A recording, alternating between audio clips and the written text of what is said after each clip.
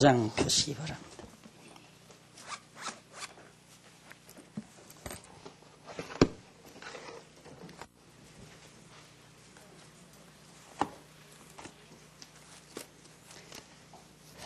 마태복음 5장 1절 예수께서 무리를 보시고 산에 올라가 앉으시니 제자들이 그분께 나왔다.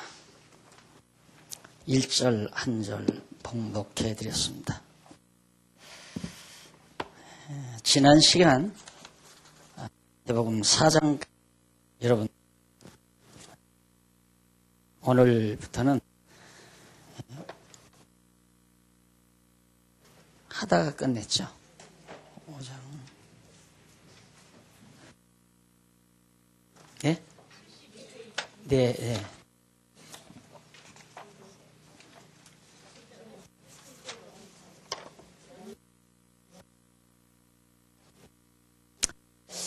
거기 교재 가주셨으면 잠깐 살펴보고 가도록 하겠습니다. 그 5장이 굉장히 중요한 부분이죠. 왜 그러냐면 아마 신약 성경에서 금자탑을 꼽으라면 일반적으로 이제 산상수훈을 말을 합니다. 그런데 그게 아니거든요.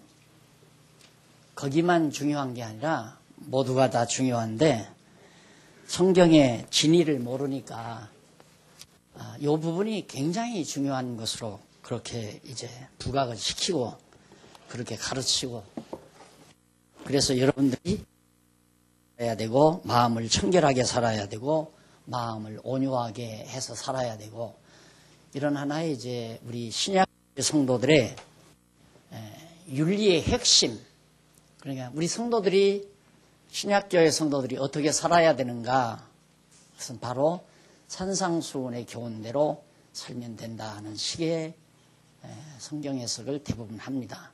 그러나 그것은 성경 해석에 엄청난 오류를 범하는 부분이죠. 교재에 가주셨으면 70페이지 우선 한번 펴보시면 1절로 2절에 예수께서 산에 올라가 앉으셔서 입을 열어 제자들을 가르치셨다 하는 대목이 나오죠. 그런데 여기가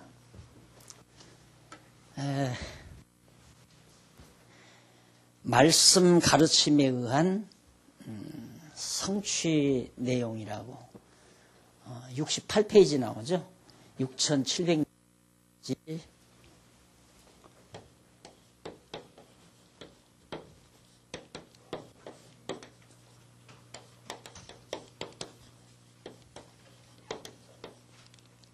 의한 성취 그리스도가 성취해야 되는데 다시 말해서 구약의 언약 구약에서 율법이나 시편이나 선지가 예언한 메시아 그리스도 언약이 지금 성취된다 그 얘기 아닙니까?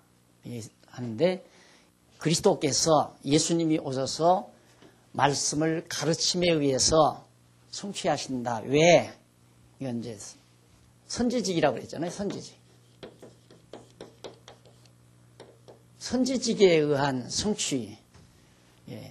예수님이 이제 그리스도이면 선지자이어야 되고 왕이어야 되고 제사장이어야 되기 때문에 선지직을 행하셔야 되잖아요. 예수님 정말 선지자로서 역할을 감당해야 한다는 얘기죠. 그럼 선지자가 하는 일이 선지자가 가장 중요한 일은 말씀을 가르치는 일이죠. 구약에도 구약의 많은 율법 또 구약의 많은 말씀들을 선지자들이 가르치잖아요. 그러듯이 예수님도 선지자이기 때문에 말씀을 가르치는데 이 말씀은 어떤 말씀이냐면 구약에 예언된 말씀이 이렇게 이루어진다는 당신을 통해서 이루어지고 있다는 걸 가르쳐요. 뭐가 잘못됐어요? 네? 스위치 했어요. 스위치를 더 올려. 아니야. 다 올렸어요. 바보로 와라. 네.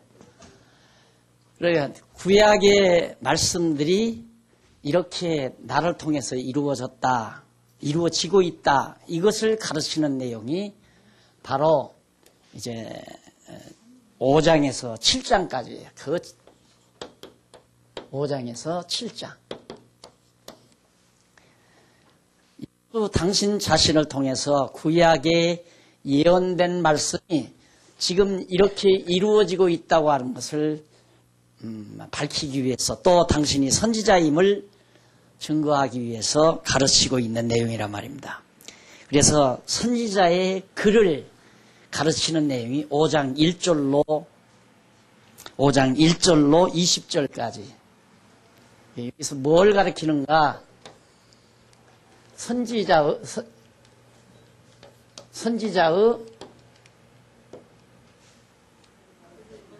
글.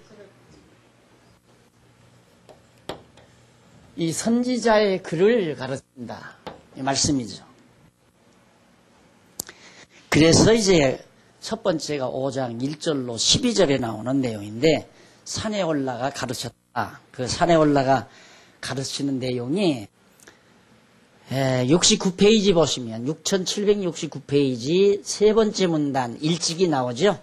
세 번째 문단 앞부분에 보면 일찍이 여호와 하나님께서는 모세와 같은 선지자 하나를 일으키신다는 언약대로 여호수아를 보내어 이스라엘 자손을 가르치도록 섭리하셨다. 뿐만 아니라 이사야 선지자라고 경계에 경계를 더하며 경계에 경계를 더하여 교훈에 교훈을 더하며 교훈에 교훈을 더하신다고 예언하도록 하시고, 그리고 백성에게 유익하도록 가르치고 마땅히 행할 길을 인도하실 것이라고 가르쳤습니다. 이사야 48장에. 그리고 여호와께서 내게 기름을 부으사 가난한 자들에게 아름다운 소식을 전하게 하려 하심이라고 그렇게 예언했어요. 이렇게 구약에 많은 예언대로 예수님이 오셔서 가르쳤다, 가르치고 계시다, 그 말이에요. 그러니까 선지자들이 예언한 대로 예수님이 지금 가르치고 있으니까, 말씀으로 가르친다는 말은 당신이 선지자라는 얘기죠. 그러니까 구약의 선지자들이 예언된 대로, 선지자들이 예언한 대로 예수님이 선지자의 글을 가르치고 계시다. 그 5장 1절로 12절에 나오는 산에 올라가 복이 있는 자의 상태, 결과에 대해서 가르치는 내용입니다. 그래서 그걸 소위 팔복이라고 그러죠. 그래서 지난번 산에 올라갔다는 그 사실도 이사야 예수님께서 산에 올라가 앉으셔서 가르치는 그 내용 자체가 이사야 40장 9절에 이미 예언된 말씀이죠. 뭐라고 예언됐냐면, 아름다운 소식을 시온에 전하는 자여 너는 높은 산에, 이렇게 복된 복음의 말씀을 전하는 자는 높은 산에 올라가서 가르쳐라. 그렇게 이사야 선지자가 항상 시기적인 걸 굉장히 중요하게 생각하셔야 됩니다. 이 7세기예죠. 이사야가 예언할 때는 주전 7세기예요. 그러니까 700여 년 전에 벌써 이사야 선지자가 장차 하나님의 아들 그리스도가 오셔서 복된 소식, 복음의 말씀을 전할 때에는 높은 산에 올라가서 전하게 된다. 그렇게 이사야 선지자가 예언한 것처럼 예수님이 그래서 높은 산에 올라가셔서 앉으셔서 가르치셨다. 그 말이에요. 그러니까 예수님의 일거수일투족, 어느 행동 하나하나가 우연히 그냥 하는 게 아니에요. 전부가 다 구약의 예언을 이루시기 위한 일거수일투족의 행적이었다. 이렇게 여러분들이 생각하시면 됩니다. 그리고 3절로 12절 밑으로 쭉 내려와서 보면 거기는 이제 예수님의 이제 복을 말하는 내용인데, 심령이 가난한 자 나왔을 때 지난번 말씀드린 대로 이 가난, 재물이 없어서 가난한 단순한 그런 경제적 측면만이 아니라 그 당시에 로마 제국 치하에서 다수 수탈당하고 억압당하고 힘없고 무능하고 결국 지배당하는 그런 내용들을 총칭해서 바로 푸토코스라고 하는 헬라어를 사용했다고 그러죠. 우리는 가난한 자 하면 그냥 돈 없어서 죽 먹고 사는 자, 직업이 없어서 얻어먹고 사는 사람, 이렇게 단순하게 생각을 해서 가난한 자는 복이 있나니 천국이 저희 것이다 했으니까 부자 되지 말고 가난하게 사는 것이 천국 가는 길이다. 그런데 요즘에는 확 달라졌죠. 이제 예수 잘 믿고 축복받아서 잘 먹고 잘 살아야 천국 가는 길이다. 그러니까 내가 정신이 혼란해가지고요.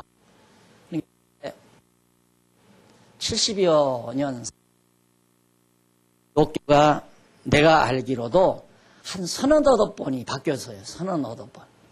이게 제일 처음 내가 한 것은 가난해야 천국 간다고 그랬어요. 그 다음 조금 지나니까 성령 받아야 천국 간대요. 그렇게 조금 축복받아야 천국 간대요. 이런 식으로 기독교가 대중이 없어요. 그러다 보니까 결국 기독교는 망하게 돼 있죠.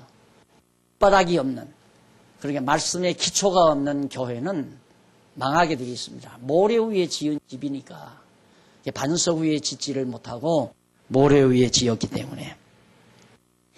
그래서 이제 예수님께서 내가 일일이 다 소개를 못합니다. 이 책에 지금 이 강론집에 수록된 것은 자세하게 단어 하나, 토시 하나도 내가 했기 때문에 굵은 줄기만 제가 말씀을 드리지, 그거 다 하다가는 마태복음 가지고 1년, 2년 해야 돼요. 그러니 집에서 여러분들께 읽고 오시면 참 좋겠어요. 딱 읽고 오시면 강의 듣기도 편하고 저도 강의하기도 편하고요. 이 앞에서 입을 열어 가라쳐 가라사대 하는 것도 그냥 예수님께서 산에 올라가서 가르치던가 뭐 산에 올라갔다 소리 안 하면 어떻게 성경 두꺼운데 이렇게 좀 작게 예수님이 가르치셨다 이러면 되는 거지. 가르치려면 입을 열어야 가르치고, 뭐 산에서 가르치나 바다에서 가르치나 방 안에서 가르치나 무슨 상관이 있어요. 그런데 꼭 산에 높은 산에 올라가 앉으셔서 입을 열어 가르쳤다. 그 입을 열어 가르친 내용, 편 78편 2절에 내가 입을 열고 비유를 베풀어서 옛 비밀을 말하여 가르치리라고 시편에 벌써 예언을 했어요. 시편은 주전 7세기 다윗. 이 다윗 때에 벌써, 그게 다윗 때에 예수님이 장차 오셔서 입을 열어서 말씀하실 것을 이미 말했기 때문에 그것도 역시 이루어진 것이다. 역시 가난한 자에게 복음을 증거한다는 것도 거기에 보면 이사야 61장 1절 66장 2절 등등에 보면 여호와께서 내게 기름을 부으시고 가난한 자에게 아름다운 소식을 전하게 하려 하심이라. 여기도 이 가난하다고 하는 이 말이 경제적인 가난한 그 차원이 아니라 로마에 수탈당하고 피압방 민족으로 살아가는 어려운 시대에 처한 이스라엘 유다 백성들을 의중에 두고 예언된 말씀입니다. 그 다음에 이제 71페이지 밑에서 6째 줄 문단에 보시면 둘째로 나오죠.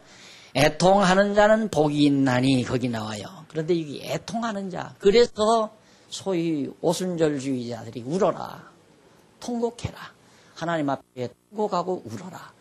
그래서 막 부흥회 때 울리는 것이 부흥회를 성공하느냐 성공 못하느냐에 달렸거든요. 울려야 돼요. 울리는 방법은 크게는 두 가지가 있습니다. 예수 그리스도의 처참한 죽음을 생각하게 해서 동정의 눈물을 펑펑 흘리게 만드는 방법이 있고요. 그 다음 죄에 대한 공포와 두려움을 가지고 울리게 하는 방법이 있어요. 날들어 부흥사 교육을 시키라면 잘 시킵니다. 제가 전문가 아닙니까? 거기에 대한. 다 알아요.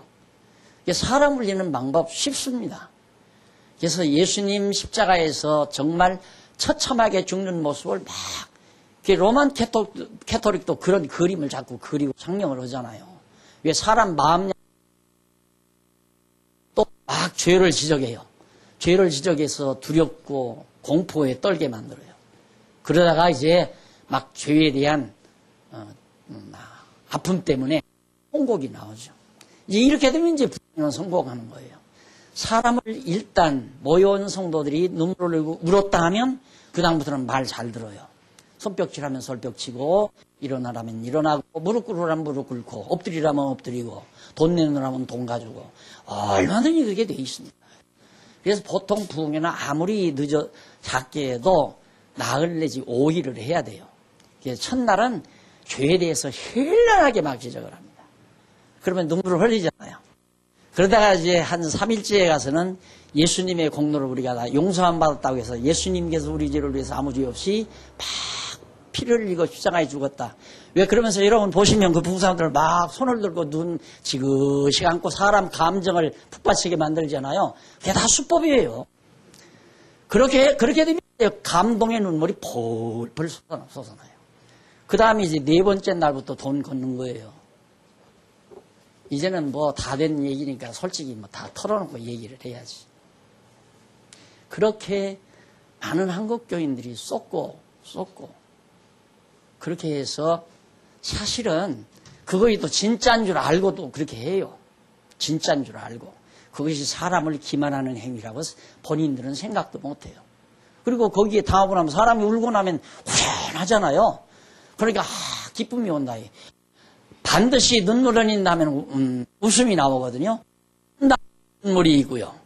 막 아이들 막 난리치면 아이고 울겠구나. 울면 그 다음 웃어요. 그래서 여러분 그 사람 기쁘게 또 여러 가지고 슬프게 하는 방법도 여러 가지가 있습니다. 그런데 부흥회 때는 크게 두 가지. 그걸로 울게 만들어서 그 다음 울음 그친 다음에는 막 기쁨이 넘치니까 마음이 이제 약해지는 거죠. 그러니까 집문서도 가지고 나오고 우리 교회처럼 이렇게 정신 말똥말똥 그러면 그건 나와야 10,000원짜리밖에 안 나와요. 여기 주머니 돌려보세요. 10,000원 이상 나오는 거 안 나와요. 그런데 부흥회를 하면 적어도 100만원짜리도 나오고 200만원짜리도 나와요. 그러니까 아예 주머니도 안 돌리잖아요. 그래서 하고 싶으면 하고 하려면 깨끗하게 해버려야 되고 해먹을 테면 크게 해먹어야 되고 둘 중에 아니에요. 기왕 할 테면 크게 해야 되고 깨끗하게 할 테면 말라 죽을 망정 그냥 깨끗하게 하고 살다가 죽고. 그러니까 돈 내고 싶으면 내고 내기 싫으면 말고 하는 말을 당돌하게 제가 하는 거지 안 그러면 못하죠. 왜 걷어치우려고 그런 말을 해요? 안 하죠. 예. 절대 여기서 애통한다는 말도 뭐가 같으냐면 아까 가난하다는 말과 바로 연결. 이게 로마의 피압방 민족으로 다 수탈당하니까 그러니까 애통하며 살 수밖에. 당시 예수 유대인들의 심리 상태였다. 그래서 늘 로마인들에게 전부 다 세금 걷어가지고 세금 다 바쳐야 되잖아요.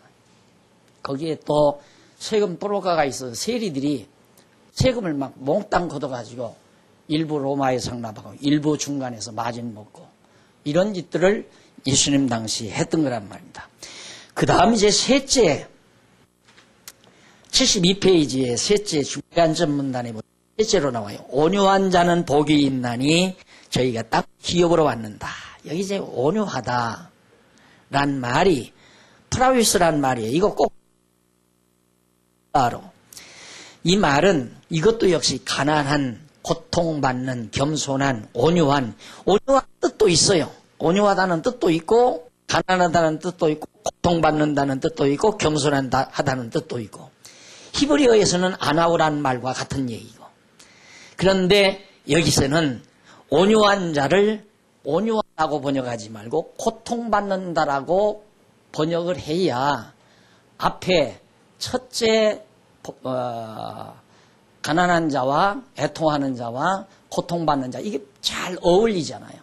그런데 온유하다고 그렇게 번역을 해놓으니까 사악한 마음을 사악하게 갖지 말고 마음을 부드럽고 온유하게 가져야 천국을 가는구나 이렇게 생각하는 거예요. 그러니까 지금 예수님이 하시는 말씀은, 이 당시에 하시는 말씀은, 말씀으로 가르칠 때 당대의 유대인의 처지, 당대의 유대인의 처지가 로마의 피압방 민족이거든요. 그 처지를 여러 가지로 묘사한 거예요.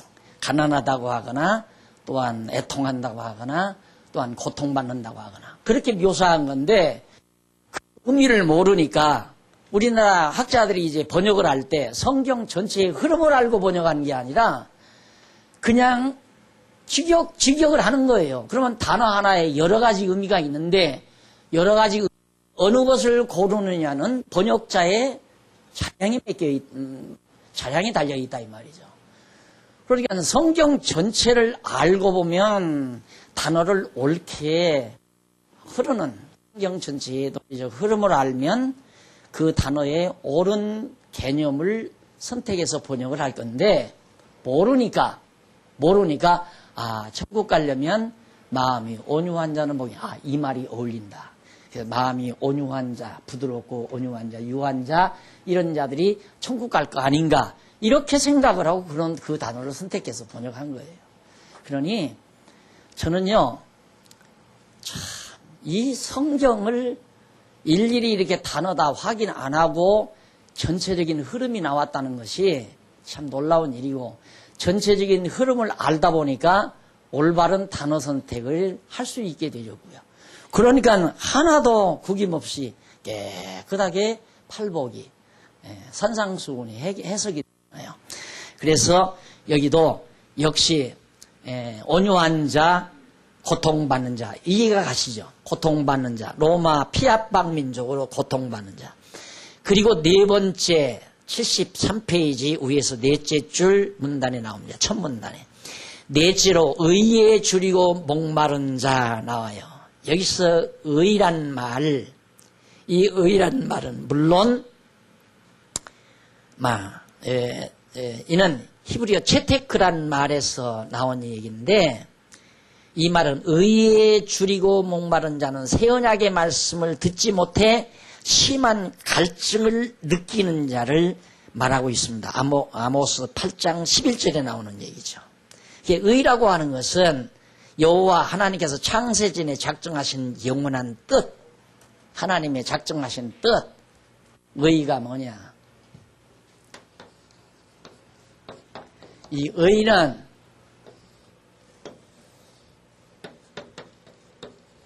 작정, 뜻, 하나님이 정하신 뜻. 하나님의 정하신 뜻 가운데 가장 중요한 얘기가 아닙니까? 그렇죠? 구약 전체도 메시아 보낸다는 말씀이고, 메시아 보낸다는 언약이고, 신약 전체는 언약대로 메시아 그리스도가 오셨다는 얘기고, 그러니까 하나님의 정하신 뜻 가운데 핵심이 뭐냐 하면 예수 그리스도를 보내실 것에 대한, 그러니까 의에 줄이고 목마르다는 말은, 의란 하나님의 정하신 뜻인 그리스도를 하나님의 의로 또 오셨다고 하잖아요. 예수 그리스도가 하나님의 의로. 이걸 어떻게 해석을 합니까? 절대 불가능합니다. 그냥 부분적인 내용만 보고는 절대로, 당연히 이제 이렇게 되면 이제 도덕적으로 나오는 거죠. 의에 줄이고 목말라야 한다. 여러분 천국 가려면 의롭게 살아야 되고, 의를 사모해야 되고, 불의를 행치 말아야 되고, 이 말 할 수밖에 없잖아요. 그러니까 신약교회가 율법을 율법을 안 행해도 된다고 했다가 또 이런 데 오면 율법을 안 행하면 안 되잖아요. 그러니까 행하지 말, 율법으로는 구원 얻지 못한다고 말하려 했다가 또 율법을 행해야 된다고 또 말을 하기도 하고. 그래서 종잡을 수가 없는 이유가 바로 그거예요. 엊그저께 제가 말씀드렸잖아요. 안식교에서 넘어오신 장로교로 전향하신 목사님 한 분이 엊그저께 오셨는데, 목사님 나는 어떻게 해요? 그 말이에요. 왜 그러냐니까, 안식교는 율법이 너무 강해서 그것이 아니다 하고 장로교 나왔는데, 장로교나 안식교나 똑같아요. 그런데 장로교는 도덕적으로 더 부패했어요. 안식교는 도덕적으로는 좀 장로교보다 낫다는 거예요. 그러니 도로 들어갈 수도 없고, 어디서 이거 해결을 받을 길도 없고. 그런데 목사님 책을 보니까 여기에 엄청난 많은 도전을 자기가 받는데 여기는 교단이 큽니까? 라고 묻어요. 교단이 크면 이쪽으로 오고 싶어. 교단 생각하지 말고 공부를 하라고. 어떻게, 여러분 같으면 어떻게 해결하겠어요? 의에 줄이고 목마른 자는 복이 있나니 천국 간다는 건데, 천국이 저희 것이라는데. 의가 뭔가, 이게 하버드 대학에서 그 유명한 교수가 히트쳤던 강의예요. 정의란 무엇이냐. 이거 가지고 히트쳤잖아요. 하버드 교수가. 얼마 전에, 텔레비에서. 해답도 없어요. 정의란 무엇인가 해답도 없는 그 주제 강의를 가지고 하버드 교수가 히트쳤잖아요. 의란 이거예요. 의란 무엇인가. 해답 없어요, 여러분. 정의가 어디 있어요, 정의가.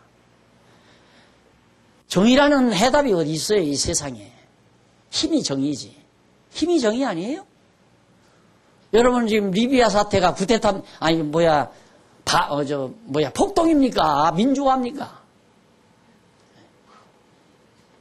대중의 힘이 강하면 민주화고, 현 집권층이 강하면 폭동이에요. 폭도. 폭도로 다 죽여버려야 돼요. 우리나라도 그랬잖아요. 학생운동 했던 사람이 광주 사태 일어났던 거.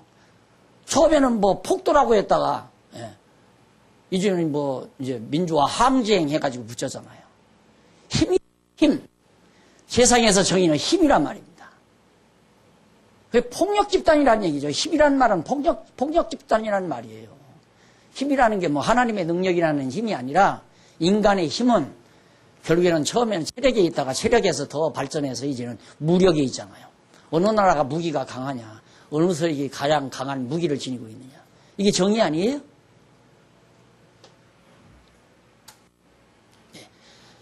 이 성경 아니면 정의를 해답 얻을 수가 없습니다. 제가 바보라서 이러고 사는 거 아닙니다. 성경 아니면 해답이 없는 세상이에요, 이 세상이. 국어사전에 나오는 사전적 의미로는 아무것도 해답이 안 떨어져요. 어느 것도 해답이 떨어지지 않아요. 그런데 성경은 의란 무엇인가 간단하게 정리되잖아요. 이런 해석을 못하니까 성경 해석이 안 되는 거죠. 복 있는 사람은 악인의 꾀를 쫓지 아니하며 그런 말도 해답이 안 떨어지는 거죠. 그래. 하나님의 정하신 뜻, 의를 사모하는 자. 그러니까 로마의 학대 밑에서 짓눌려 사는 유다 백성들이 뭔만 바라겠어요? 메시아 오기를 얼마나 바라겠어요? 구약의 선지자들이 메시아를 보낸다 했으니까 왕 되신 메시아, 선지자 되신 메시아, 참 제사장이신 메시아가 온다고 구약의 선지자들이 얘기했으니까 얼마나 로마 학대 밑에서 메시아가 사모하고 줄이고 빠른 것처럼 메시아를 사모했단 말이죠. 이 그리스도를 사모하는 자를 말해요. 의에 줄이고 목마른 자, 바로 그것이 그리스도를 사모하는 자를 뜻하는 거다. 그 다음 다섯째 번. 중요한 부분이니까 차근차근 정리하고 갑니다. 밑에서 다섯째 줄 문단에 보면 긍휼히 여기는 자 나오죠. 거기서 긍휼히 여기는 자란 말도 엘레몬이란 말인데 이는 자비로운 동정적인 이런 그런 뜻입니다. 일찍이 다윗이 시편 자비한 자에게는 주의 자비하심을 나타내시며 나오죠. 시편 18편 25절. 그러니까 역시 예수님께서 이제 말씀하는 내용을 이제 예를 들은 겁니다. 이미 시편 구약에서 이 노래는 죽일 수 있었던 사울을 죽이지 않았어요. 누가? 다윗이. 내가 가끔 얘기죠. 자비를 베풀었죠. 내가 참 신약 성경에서는 정말 바울이 상당히 나에게 자극을 주는 분이고요. 구약에서 내가 자주 사용하지만 나는 요셉보다도 다윗이 더 멋있다고 생각을 해요. 충분히 막 지금 쫓겼거든요. 사울에게 막 쫓겨다녔는데 굴 들어가서 잠시 피하는 동안에 사울의 군대들이 와서 사울을 가운데 뉘고 굴 오구에서 다 잠들었잖아요. 그때 충분히 다윗이 사울을 해치울 수 있게 돼 있었습니다. 시기가. 그런데 보복하지 않는, 그러니까 다윗이 사울을 죽이지 아니하는 그 믿음, 뭐에 대한 믿음이냐면 여호와에 대한 믿음입니다. 경외심. 여호와. 사울이 망할 자 같으면 내가 죽이지 않아도 망한다 그거죠. 그래서 그 다윗이 주었던 그 감동은 제게 엄청난 자극으로 다가왔어요. 구약에서 가장 정말 자극적인 인물이라고 저는 그렇게 생각을 해요. 모세보다도 요셉이나 뭐 다른 인물, 여호수아나 이런 인물들보다도 정말 이 다윗이 그 부분, 어린 시절 아니었어요. 아직 철도 다 들었지 않았을 시대인데, 소년 시대, 조금 벗어난 시대니까.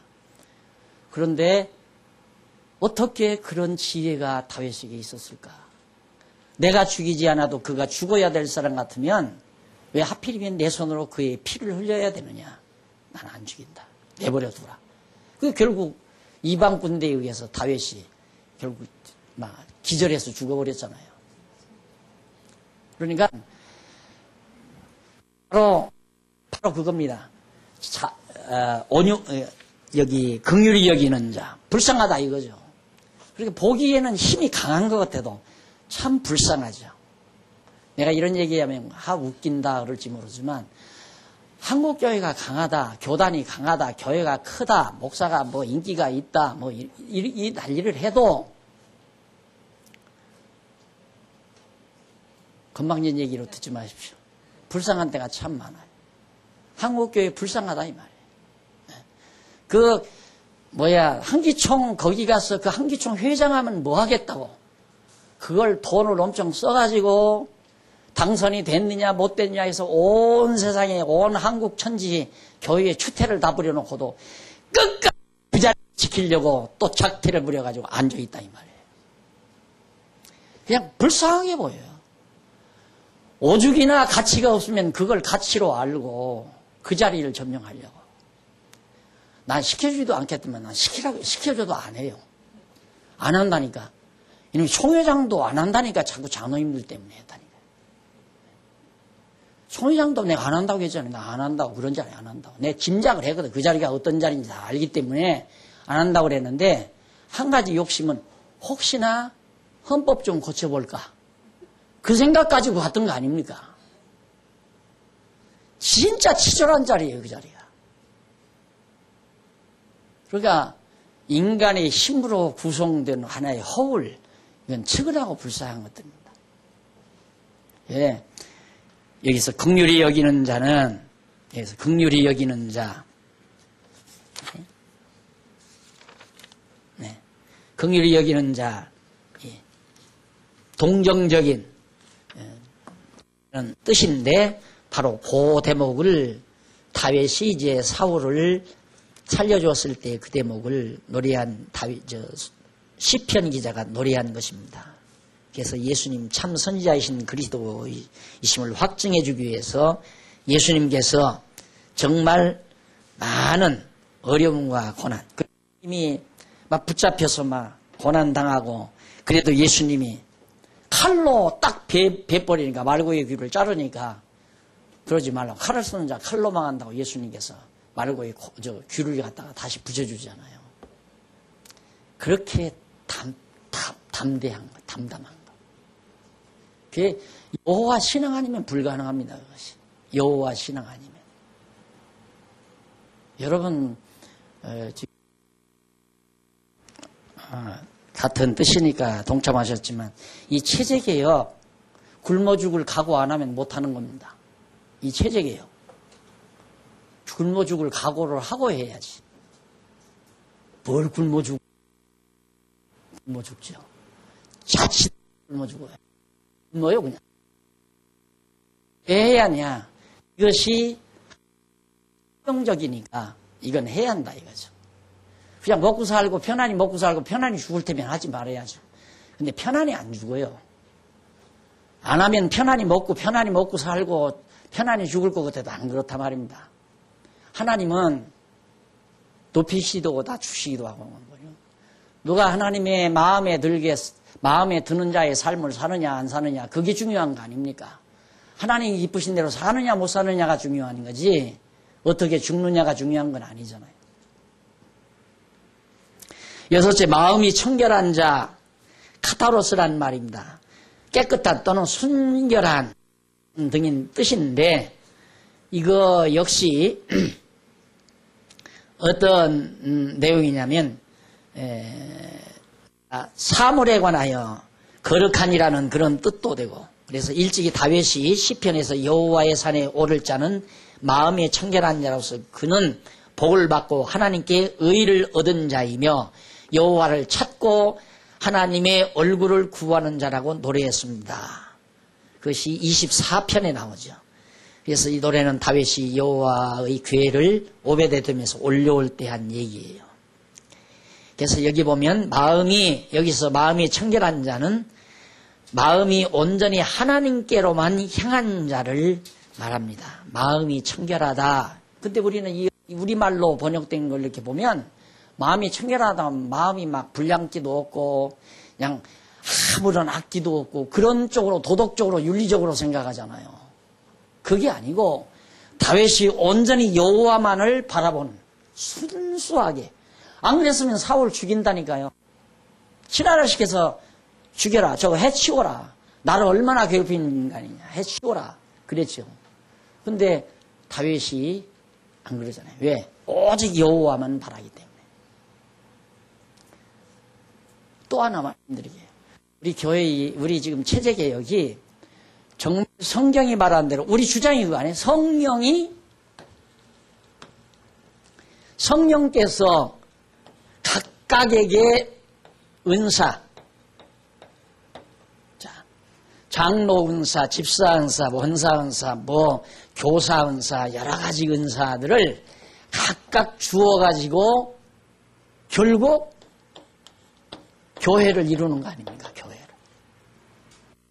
그런데 지금은 그게 아니라 목사가 자기에게 잘하는 사람들을 장로 세우고 권사 세우고 집사 세우고 그래서 자기에게 충성하게 만드는 게 교회라고 생각한다. 지금까지 그거라 이거예요. 나도 그렇게 돼가더라니까. 이제는 그렇게 되겠더라고요. 요즘 딱 오니까 이제는 충분히 내가 참 모든 사람들에게 이 관심의 대상 많은 사람 비율을 맞추려고 하니까 장로를 되려고 해도 내 비유 맞추려고 그러고 권사 되려고 해도 내 비유를 맞추려고 집사가 되려고 해도 내 비유를 맞추려고 내 눈치 보고 내가 왜 이렇게 됐나. 내가 그러면 하나님 자리에 내가 앉은 건데 이때 되면 이제 성직매매가 가능하다니까. 1,000만 원, 5천만 원, 장로 5천만 원, 권사 집사 1,000만 원, 2천만 원 이렇게 딱 붙이면 그냥 해결된다니까요. 우리 교회 수준 정도면 약 한 100여 명 되잖아요. 100여 명 되니까 사망 만드는 건 간단합니다. 이 빚 갚으려면 내가 해야죠. 그렇게. 다른 교회처럼 그런 식으로 해야죠. 그럼 간단하게 이거 갚으려면 몇 년 안 가서 갚을 수 있어요. 몇 년 안 가서. 예를 들어서 1억 그저께 내가 계산했는데 장로님들 1억 안수집사들 1억 권사들 1억 그럼 장로님들 한 20명 되니까 500만 원씩 그러면 1억 돼요. 또 안수집사들 한 30명 되니까 300만 원씩 330만 원씩 그 다음 여기 권사 한 4, 50명 되니까 한 200만 원씩 내라면 한 1억 딱 되잖아요. 그렇게 다 해요, 교회에. 아니잖아요, 그건. 해서 뭐하게. 그거에서 빚 갚아놓고 이 돈덩어리 뭐하게 해요. 아무 필요 없는 거예요, 진리가 없으면. 그래서 한 고비를 넘은 겁니다, 제가. 내 생을 걸고 한 고비를 걸은 거예요. 넘은 거예요. 아니다, 이거예요. 성경은 분명히 성령께서 각자에게 은사 주신다고 했다. 나갈 때면 다 나가라 그래라. 은사만 남아라. 아무도 인간적으로 안 붙든다. 그 각오를 가지고 힘있게 끌어든 성령이 교회에 짓는다. 이제 우리 어른들 여기 대부분 우리 의식 바꿔야 돼요. 확 바꿔야 돼요. 딱 완전히 바꿔버려야 돼요. 과거 구태의에 난 모습의 의식은 싹 바꿔야 돼요. 각자 해서 나가야지. 그리고 온전히 이게 여호와만 바라보는 온전히 순수하게 아까 그랬잖아요. 아주 순결하게 네. 마음이 청결한 자, 마음이 청결하다는 말이 순수하게 온전히 하나님을 순수하게 찾는 마음, 오직 그냥 여호와 하나님만을 의지하고 바라보는 그 마음, 그게 순수하고 깨끗한 청결한 마음이다 이 말이에요. 남에게 미워하지 않고 남을 욕하지 아니하고 뭐 욕심 없고 그런 것도 물론 지엽적으로 가는 말, 근본적으로는 얼마나 여호와 하나님만을 전적으로 내가 의지하고 사느냐. 내가 어느 번 신방을 가서 그랬어요. 내가 아무리 나를 살펴봐도 내가 당신을 의지하는 것 같지는 않은데, 당신을 사랑하기는 하지만 내가 당신을 의지하는 것 같지는 않은데, 나 때문에 당신이 아픈가 싶어서 내가 괴로울 때가 많다고. 내가 그런 거 경험 많이 했거든요. 난 장로님들 망할 때마다 겁이 나요. 내가 저 장로님을 의지했나 싶으니까. 근데 우리 장로님들 어느 장로님 한 분 어려움 안 겪은 장로님들이 없어요. 그럼 보면 내가 의지한 건 아닌데, 사랑하기는 하지만 의지한 건 아닌데 왜 그렇게 내 곁에 있는 장로님들은 그렇게 고통을 많이 당하시나. 그래서 그것도 뭐 숙제는 아니지만 가면 가요. 하나님께서 쓰시려고 연단시키시는 과정이라고 그렇게 믿어지기는 하지만 너무나도 고통당하는 모습을 보면 마음이 안 아플 수가 없죠. 예? 사람인지라. 내가 언젠가 여기 오셨나 모르겠네. 심장을 말하죠. 어느 집사님이 우리 교회 장안동서 있는데 그때 돈 200만 원이면 큰 돈, 100만 원인가 200만 원인가. 큰 돈이에요. 그때 돈 30여 년이, 35, 4, 5년 전이니까. 30년 전이, 30여 년 전이니까. 그 돈을 딱 내놓으면서 건축연보로 내놓는데, 그다음부터는 자꾸 저분이 어떻게 해서 이불이 예배당 빌려나. 가끔가다 그 생각이 나요. 그동안 부도나 버리잖아요. 그다음부터는 주도 내가 그러지 말아야지. 아주 이를 악물고 다짐을 하죠. 천하 없는 사람도 의지하지 말자. 아무리 나한테 잘하는 사람도 의지하지 말자. 천하 없어도 사람은 의지하지 말자. 그게 청결한 마음 아니에요? 청결한 마음. 네? 그러니까 여러분, 나한테 잘하고 잘못하고 아무 필요 없습니다. 명절 때 뭐 사과장 보내고 안 보내고 아무 관계 없어요. 명절 때 뭐 사과까지 보냈다고 해서 마음에 두고 안 보냈다고 해서 안 두고 그거 아니에요. 아무 걱정하지 마십시오.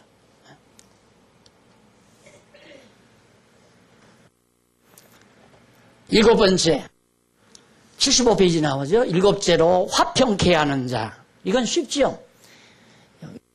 이 화평케 하는 자는 역시 이제 뭐 평화란 말도 되고 번영이란 말도 되고 그런 뜻이 있는데, 여호와께 선자로 언약하신 놈이 화평의 복음을 전한다고 그랬어요. 그러니까 그리스도의 복음을 통해서 서로가 화평을 누리게, 평화를 누리게 만드는 놀라운 자들이 바로 복이 있다.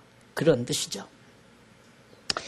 그리고 여덟 번째로 제일 밑에서 여덟째 줄바구니 첫 여덟째로 의를 위하여 핍박을 받는 자는 복이 있다. 여기도 나오죠. 의를 위하여 핍박을 받는 자. 정의를 위하여 핍박받는다. 그래서 모 목사가 이북 땅에 가서 김일성이하고 이렇게 포옹하는 거예요. 정의다. 조국을 위한 정의다. 이렇게 생각하고. 의를 위하여 핍박받는다. 이제 여러분은 쉽게 해결돼요. 의가 뭡니까? 바로 이어져요. 그 말이 맞는가 안 맞는가 한번 보십시오. 바로 의를 위하여 핍박받는다 해놓고는 그 뒤에 조금 보면 나를 인하여 너희를 욕하고 핍박하고 거짓으로 너희를 거스려 모든 악한 말을 할 때에는 너희에게 복이 있나니 즐거워하라. 제자들에게 그랬잖아요. 의를 위하여 핍박받는 자는 그리스도를 위하여, 주를 위하여. 바울도 주를 위하여 핍박받았고, 베드로도 역시 그랬고, 야고보도 그랬고, 신앙의 선배들이 바로 늘 항상 우리는 예수 잘 믿으면 복받고 형통하게 편안하게 즐겁게 잘 사는 줄로만 그렇게 살 수도 있죠.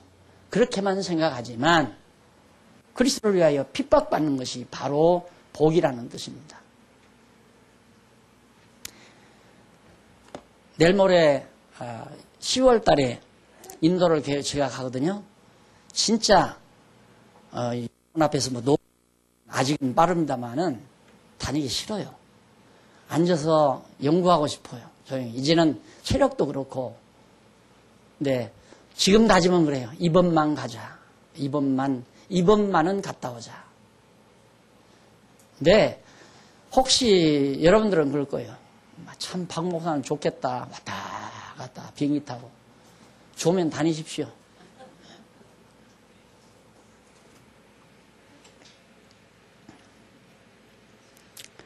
우리가 하나님께서 이게 이제 은사예요.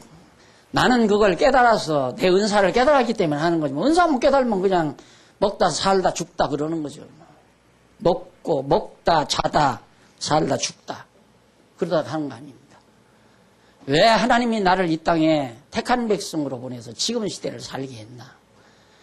이에 대한 문제의식을 강하게 가질 때에 바로 은사, 자기 은사를 찾을 수 있는 겁니다. 그냥 평이하게 채속에 젖어서 그냥 살아버리면 그게 사는 걸로 알고 그냥 일평생 살다 가는 거예요. 나는 왜 살아야 되나? 무조건 오래만 살아. 오래 산다고 해도 걱정이고 빨리 죽는다고 해도 여러분 다 그렇죠. 오래 살아도 아이고 그래 살아 안 되지. 그럼 빨리 죽으셔. 그럼 그럼 아직은 더 사는데. 그럼 어쩌자는 얘기예요. 빨리 가기도 싫고 안 가기도 싫고. 그 말은 그냥 이대로 건강하게 그냥 천년만년 살았으면 좋겠죠. 안 되는 거예요. 그건 안 되는 거예요.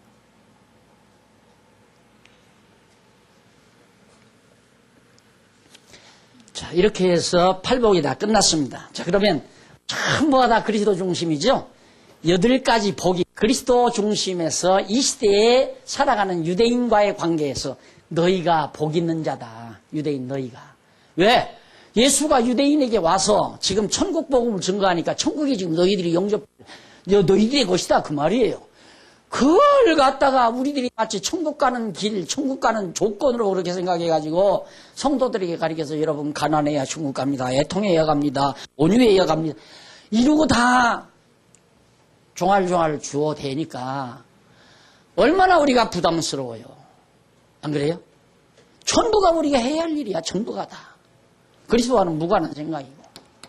예수님은 내가 선지직을 가지고 있다. 선지자직. 선지자들이 예언한 대로 그 말씀을 지금 내가 선지자이기 때문에 가르치고 있다. 그거예요. 그러니까 이렇게 예수님께서 팔복을 말씀하신 것은 당신이 진짜 선지자로 온 그리스도라는 것을 증거하기 위한 것이다.